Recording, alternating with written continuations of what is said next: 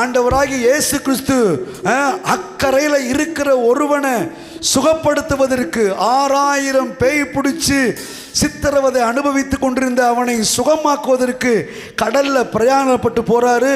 காற்றையும் கடலையும் அனுப்பி பிசாசு அவரையே கொல்ல பார்த்தான். விட்டா வைப்பாரு.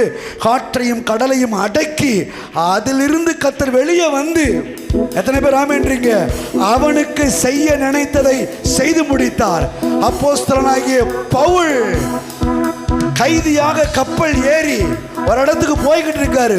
போகும்போது காற்றும் புயலும் அடித்து சமுத்திரம் கொந்தளித்து உள்ள இருந்த அத்தனை பேரையும் சாகடிக்க நினைத்த போது கர்த்தர் அவனுக்கு தரிசனமாகி அவனுக்கு ஒரு காரியத்தை சொல்லி அதை செய்ய திட்டமிட்டு செய்து முடிக்கும்படி அந்த புயல் காட்டிலிருந்து தூக்கி எடுத்து செய்ய நினைத்ததை செய்து முடித்திருப்பாரானால், உங்களுக்கு செய்வேன் என்று சொன்னதை எப்படிப்பட்ட காற்றும் கடலும் எழும்பி வந்தாலும் கர்த்தர் அதையெல்லாம் தாண்டி அவர் செய்ய நினைத்ததை செய்து முடிப்பார்.